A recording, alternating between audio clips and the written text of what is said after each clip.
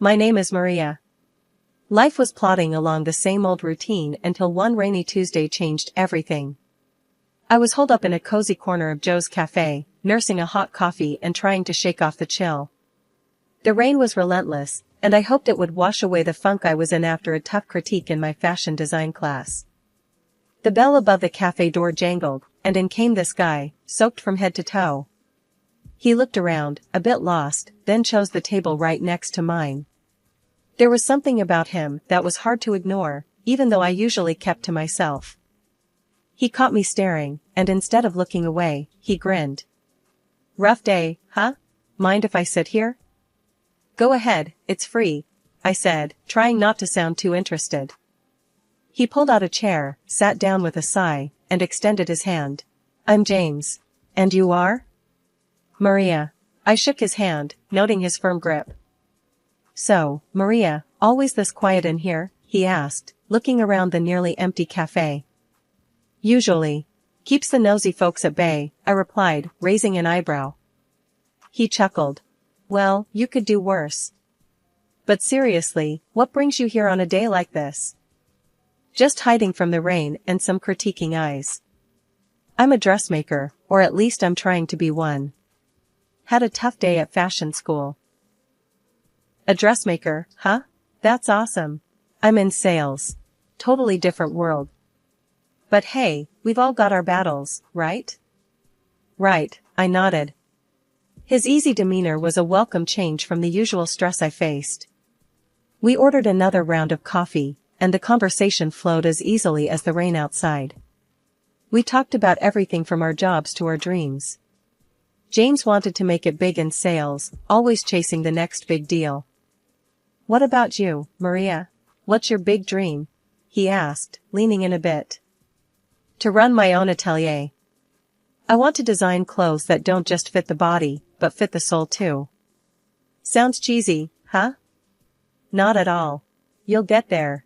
And hey, if you ever need a brutally honest opinion on your designs, give me a shout. I'm known for my brutal honesty. As the rain tapered off, we realized we'd spent hours talking. "Guess it's time to face the real world again," James said reluctantly. "Yeah, guess so. Thanks for the company, James. It was surprisingly nice." "Same here, Maria. Here's my number. Text me about those designs, or if you just want to escape another critique session," he said, scribbling on a napkin. James and we didn't waste any time. We knew we had something special, and before a year had ticked by, we were planning a wedding. It was nothing fancy, just close friends and family in a little chapel downtown. After we got married, things started moving even faster. We found a small apartment, big enough for two, and soon enough, it needed to be big enough for three. Lily came along, and suddenly my dreams of running my own atelier didn't seem so distant. "James, can you believe we're doing this? A family, my atelier, it's all happening," I said to him one night as we sat surrounded by sketches and fabric samples. James was sprawled on the sofa, papers scattered around him, looking every bit the part of a tired sales manager. "It's a lot, Maria. But hey, we're making it happen, right? Just gotta keep pushing." Opening the atelier wasn't smooth sailing. Money was tight, and James's income was hit or miss, depending on the month. But I was determined. I started taking custom orders, sewing late into the night while James would try and pick up extra shifts. It was a grind, but a shared one. "Hey, babe, these electric bills are killing us. Maybe cut back on the late nights?" James would say, half joking, but knowing full well the lights were on for a reason. I'd shoot back, a bit sharper than intended. "Sure, and maybe you could stop buying those fancy suits?" James would raise an eyebrow, then grin. Ouch. Low blow. But fair enough. We both gotta make some sacrifices, huh? "Exactly. If we tighten up now, think of where we could be in a few years," I'd respond, softening. I knew he was trying, but so was I, hard. As the atelier began to gain a bit of traction, my relationship with James saw more strain. We were both hustling, but our ideas of hustle looked pretty different. James loved his designer labels, a habit that didn't die with marriage or fatherhood. It was one of those constant nags at the back of my mind, gnawing away. You buying another watch? Really, James? I'd snap after seeing a new box on our dresser. It's not a big deal, Maria. It was on sale. He'd defend himself, his tone defensive. A sale? We need a new sewing machine. That's what we need on sale, I'd retort, frustration bubbling over. These spats became more frequent. They said money problems could break a marriage, and now I understood why. But every time I looked at Lily or walked into my atelier, I felt the fight in me burn brighter. I wasn't just building a business, I was building a future, our daughter's future. As the months rolled by, the atelier started to become what I had dreamed. Orders were coming in, clients were happy, and my little corner of the world was thriving. Life at the atelier was booming, but at home, things were starting to fray around the edges. Lily was growing up fast, already a teenager with her own ideas and attitudes about the world. She wasn't the little girl who used to play with fabric scraps on the floor of my studio anymore. Now, she seemed more interested in her phone and what her friends were doing. One evening, I overheard her talking on the phone. My mom? Yeah, she's just a dressmaker. It's kinda old-fashioned, you know? Not really cool. Hearing her say that stung more than I wanted to admit. The next day, I tried to talk to her about it. Lily, I heard you talking about my job last night. Does it really embarrass you that I'm a dressmaker? She shrugged, avoiding my eyes. It's just, all my friends' parents have normal jobs, and it's not cool, Mom. Normal jobs? Lily, what I do is a profession. It's how we manage to live comfortably. Don't you think that's important? I was trying to keep my voice even, but it was hard not to feel hurt. Whatever, Mom. It's just how I feel. She walked away, her words hanging heavy between us. James's spending habits didn't help matters. Every month, there seemed to be new charges for clothes or gadgets he didn't need. James, we talked about this. We need to save, not spend. Especially on things we don't need. Come on, Maria, I work hard. I should be able to enjoy the fruits of my labor. It's not like I'm blowing through our savings. He brushed off my concerns with a wave of his hand. But it's not just about you, or even us. It's about Lily, about her future. We need to be thinking long-term. My voice was rising, frustration boiling over. All right. I get it. I'll cut back. James's reply was quick, an attempt to end the conversation more than a promise to change. Then there were the moments with Lily that felt like trying to talk to a stranger. Lily, you used to love coming to the atelier. Don't you want to help me out anymore? I asked her one Saturday morning, hoping to reconnect. Mom, that was when I was a kid. I'm not interested in that stuff anymore. She barely looked up from her phone. I sighed, feeling the rejection. You know, I built all this for us, for our family. I thought you'd be proud. Mom, it's just not my thing, okay? Her tone was dismissive, and it felt like a door slamming shut. One day, scrolling through Lily's phone while she was doing homework, I stumbled across a photo that made me pause. It was Lily and an unfamiliar young woman, both smiling at the camera. Lily, who's this with you in the picture? She glanced over, her expression shifting to discomfort. Oh, that's just my friend's mom. But it didn't stop there. Lily started spending more time with James, often out of the house. Meanwhile, I buried myself in work, barely seeing them. I noticed more photos popping up on social media, Lily, James, and the same woman at various events and beautiful places. It became a pattern, this mysterious woman always there, smiling alongside my family while I was left out, sewing away into the night. Coming home that night felt different. The house was too quiet, and a sinking feeling hit me as soon as I turned the key in the lock. I called out, expecting to hear James or Lily, but there was no response. My heart thudded painfully in my chest as I stepped further inside. The living room light was on. I rounded the corner and stopped dead in my tracks. There, on our sofa, sat James and a woman, the same woman from the pictures. "James, what is this? What's going on?" My voice came out sharper and louder than I intended. James didn't even have the decency to stand up. He just looked at me, cold and distant. "Maria, this is Helen. She's moving in. We need you to move out." The words were so blunt, so brutally delivered, they nearly knocked the wind out of me. "Move out? This is my home, James. You're asking me to leave my own house?" Helen smirked, crossing her legs and looking around like she owned the place. "Well, it seems like James made his choice, honey. Best you make this easy on everyone and just leave." "Shut up," I snapped, my focus shifting angrily between her and James. "I'm not talking to you. James, how could you do this to us? To your family?" James stood up finally, his expression one of annoyance rather than remorse. "It's done, Maria. I'm done. We're done. Helen is here now, and that's just how it's going to be." I felt dizzy, the room spinning as their words echoed in my head. "And Lily? Does she know about this? Does our daughter know that her father is kicking us out for her?" James shrugged, a cruel indifference settling over his features. "Lily is fine with it. She likes Helen. She understands things you never did. She doesn't want to see you anymore." That hit harder than anything. My own daughter? Siding with this betrayal? I pulled out my phone, my hands shaking, and dialed Lily's number. "Lily, is it true? You really don't want to see me anymore?" There was a pause on the other end, then Lily's voice, cold and distant. "Yeah, Mom, it's true. Helen's cool, you know?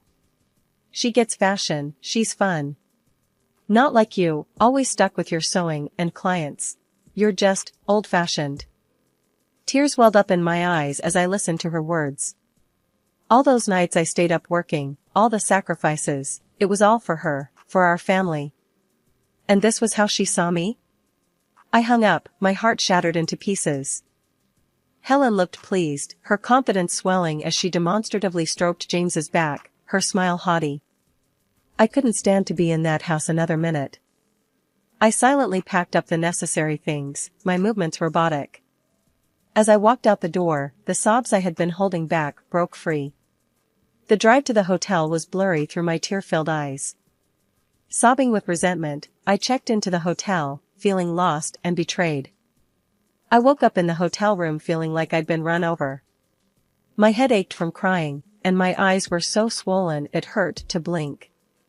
My phone buzzed with a message from Anna, my best friend who worked at a law firm. She had heard about the breakup and was checking in. Meeting Anna at a nearby cafe, I tried to compose myself, but as soon as I saw her concerned face, the dam broke again. "Maria, oh my God, are you okay? What happened?" Anna reached out, her voice full of worry as she grabbed my hands across the table. I shook my head, my voice a whisper. "James, he's with someone else. Told me to get out of our home. And Lily, she's siding with him, Anna." Anna's face hardened.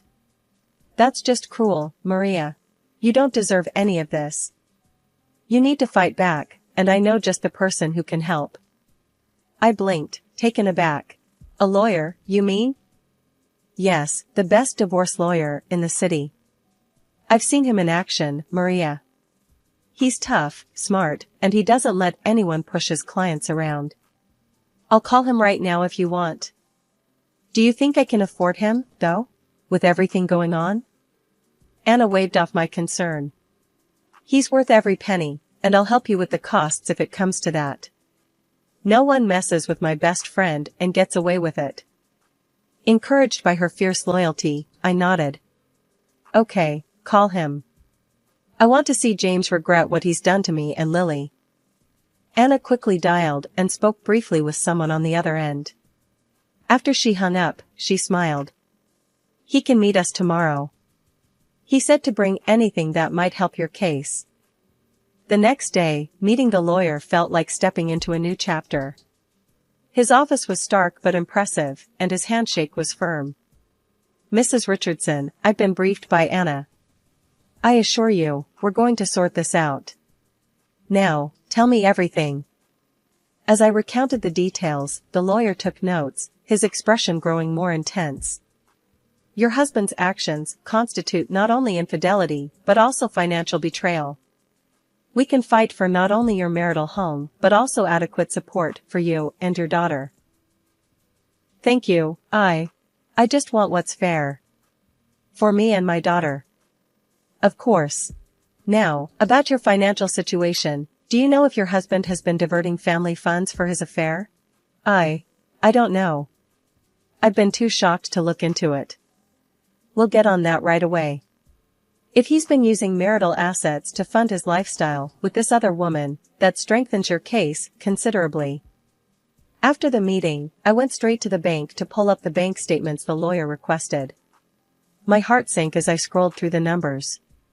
The savings account that I had earmarked for Lily's education and our retirement was nearly empty. Transactions showed payments for jewelry, expensive restaurants, and trips, none of which were for me or Lily. I gasped, the realization hitting me hard. I had been robbed blind. Back at the lawyer's office, I showed him the statements, my hands trembling. "Look at this. It's all gone. He spent it all." The lawyer's eyes narrowed as he reviewed the documents. "This is outright theft, Maria.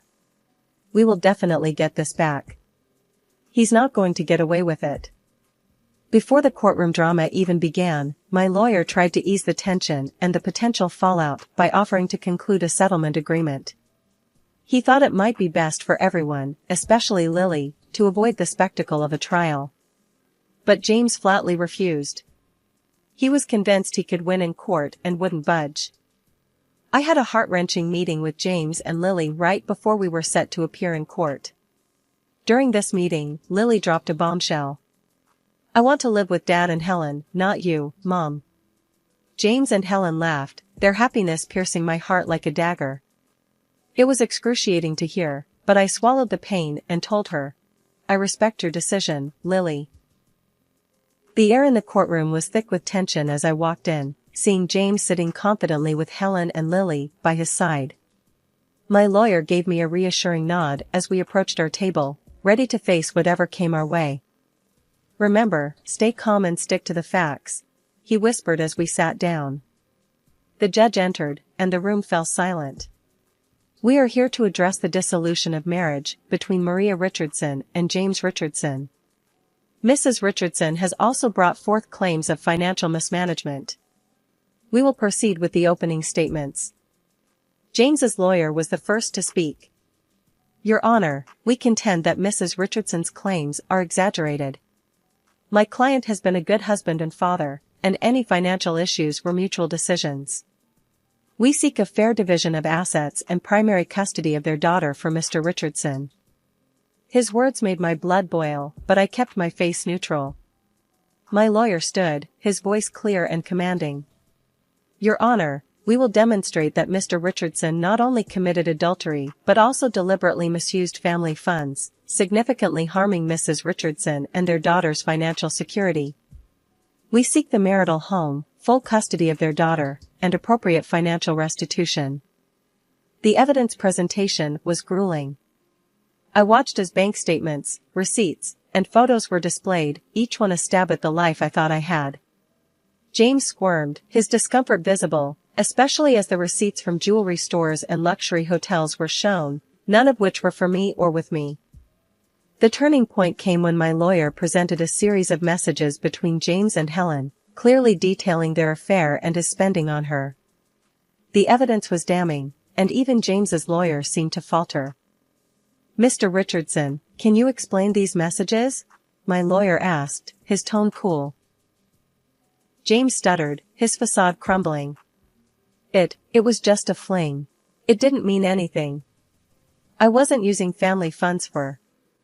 "Your Honor, the bank statements disagree," my lawyer interjected, showing the court the detailed transactions that James couldn't explain away. In his closing statement, my lawyer was resolute. Mrs. Richardson trusted her husband to honor their shared life and responsibilities. Instead, she and her daughter were betrayed. We ask for a ruling that reflects the gravity of Mr. Richardson's actions. James and Helen were silent as the courtroom buzzed around them. The judge nodded, taking in all the information before adjourning the session. The courtroom was packed on the day of the final hearing, the air heavy with anticipation. I sat there, hands folded in my lap, trying to keep my nerves in check. James, Lily, and Helen were on the other side, looking confident and smug. The judge cleared his throat and began reading the decision. In light of the evidence presented, I am awarding the marital home to Mrs. Richardson, along with financial compensation from Mr. Richardson for the misappropriation of family assets. My heart leaped with a mix of relief and victory, but the most crucial part was yet to come. The judge continued. Now, regarding the custody of the minor child, Lily Richardson. James interrupted, standing up with a sneer. Your Honor, my daughter has expressed her desire to live with me and my partner, which means Mrs. Richardson should be paying us child support for her maintenance. There was a murmur in the courtroom. I felt a cold wave of fear, but before I could say anything, Lily stood up. She looked straight at the judge, her voice clear and strong. I've changed my mind. I want to live with my mom. I've realized my dad used the money my mom saved for my education. I was wrong before. My mom is the best. She's smart and modern, and I want to be with her. The courtroom fell silent. James's face dropped, his smug smile wiped away in an instant. Tears of happiness and relief rolled down my cheeks as I listened to Lily's words. The judge nodded, looking impressed by Lily's courage. The court respects the minor's wishes. Custody of Lily Richardson will be granted to Mrs. Richardson. Furthermore, Mr. Richardson will provide child support payments. James slumped back into his seat, defeated. The judge concluded the proceedings, and as we walked out of the courtroom, I pulled Lily into a tight embrace. I love you so much, Lily. I'm so proud of you. As we exited, we saw James and Helen arguing heatedly. Helen's voice was shrill as she berated him. I don't need a loser who's broke. I'm finding someone who can actually provide for me. With that, she stormed off, leaving James standing there, utterly alone and broken. A few months after the dust had settled and our lives began to find a new rhythm, a bit of unexpected news found its way to me.